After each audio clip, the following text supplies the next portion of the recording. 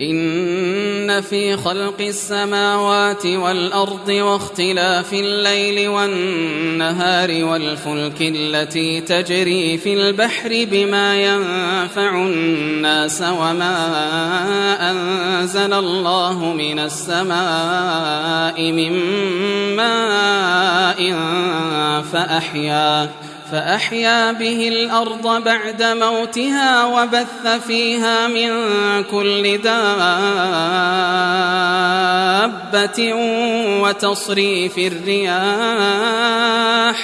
وتصريف الرياح والسحاب المسخر بين السماء والأرض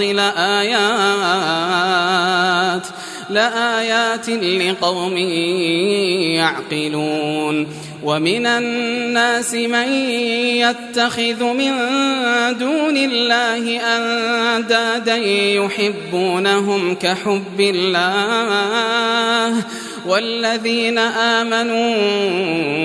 أشد حبا لله ولو يرى الذين ظلموا إذ يرون العذاب أن القوة لله جميعا وأن الله شديد العذاب إذ تبرأ الذين اتبعوا من الذين اتبعوا ورأوا العذاب وتقطعت بهم الأسباب وقال الذين اتبعوا لو أن لنا كرة فنتبرأ منهم كما تبرأوا منا كذلك يريهم الله أعمالهم حسرات عليهم وما هم بخارجين من النار يا أيها الناس كلوا مما في الأرض حلالا طيبا ولا تتبعوا خطوات الشيطان إنه لكم عدو مبين إنما يأمركم بالسوء والفحشاء وأن تقولوا على الله ما لا تعلمون وإذا قيل لهم اتبعوا ما أنزل الله قالوا بل نتبع ما ألفينا عليه آباءنا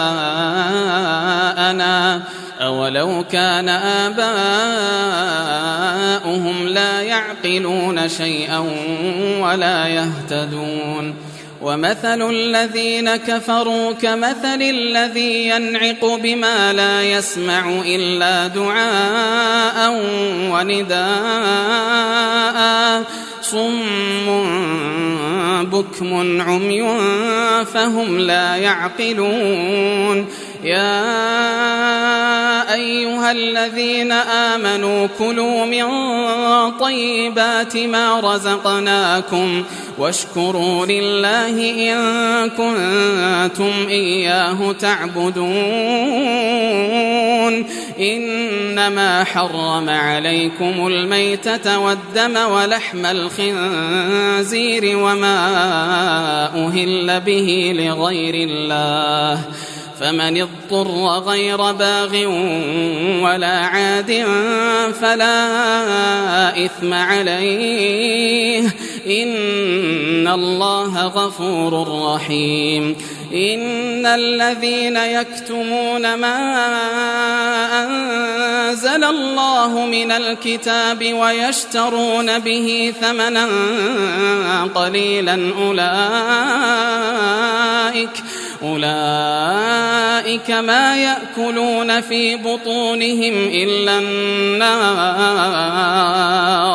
ولا يكلمهم الله يوم القيامة ولا يزكيهم ولهم عذاب أليم أولئك الذين اشتروا الضلالة بالهدى والعذاب بالمغفرة فما